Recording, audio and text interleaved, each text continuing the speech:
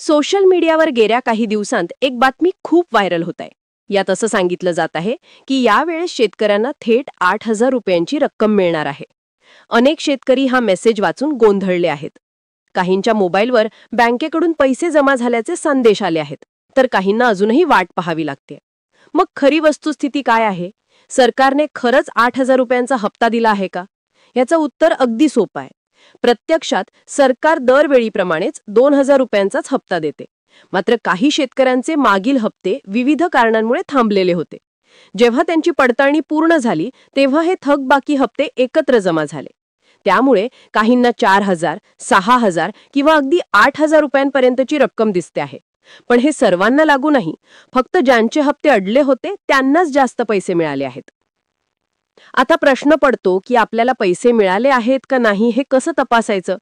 यासाठी सर्वात आधी शेतकऱ्यांनी आपला मोबाईल मेसेज तपासावा. बँकेकडून आलेला संदेश ही खात्यात रक्कम जमा झाल्याची पहिली खात्री आहे.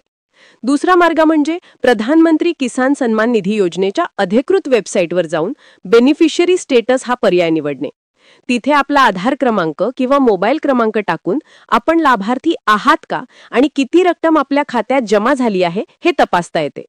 जर हप्ता अजून जमा झाला नसेल तर घाबरून जाण्याचं काही कारण नाही, कारण सरकार टप्प्याटप्प्याने रक्कम पाठवते आणि सर्व शेतकऱ्यांच्या खात्यात पैसे पोहोचण्यासाठी काही दिवस लागू शकतात.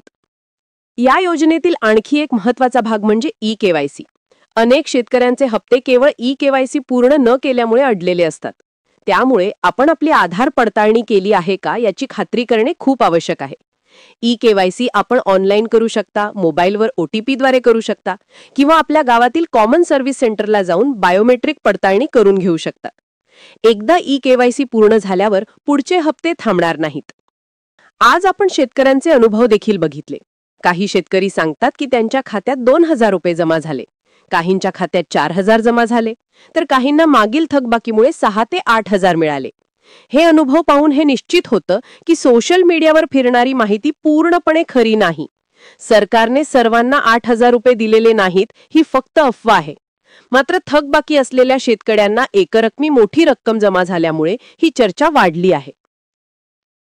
म्हणूनच मित्रांनो, आपण कोणत्याही अफवांवर विश्वास ठेवू नका. नेहमी अधिकृत वेबसाईटवरूनच माहिती घ्या. प्रधानमंत्री किसान सन्मान निधी योजना ही शेतकऱ्यांसाठी मोठा आधार आहे.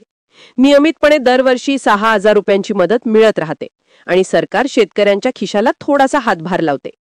पुढील हप्ते वेळेवर मिळण्यासाठी आपली सर्व कागदपत्रे बरोबर ठेवणे, ई-केवायसी पूर्ण करणे आणि बँक खात्याची माहिती अद्ययावत ठेवणे हे फारच महत्त्वाचे आहे. तर शेवटी आपण असं म्हणू शकतो की प्रधानमंत्री योजनेचा 21वा हप्ता जारी झाला आहे. काही शेतकऱ्यांना थकबाकीसह मोठी रक्कम मिळाली आहे, तर काहींना नियमित हप्ता मिळाला आहे. आपल्या खात्यात पैसे आले आहेत का नाही हे तपासण्यासाठी त्वरित मोबाईल मेसेज किंवा अधिकृत वेबसाईट जरूर पहा. पैसे आले नसतील तर काळजी करू नका. काही दिवसात सर्वांच्या खात्यात रक्कम जमा होईल.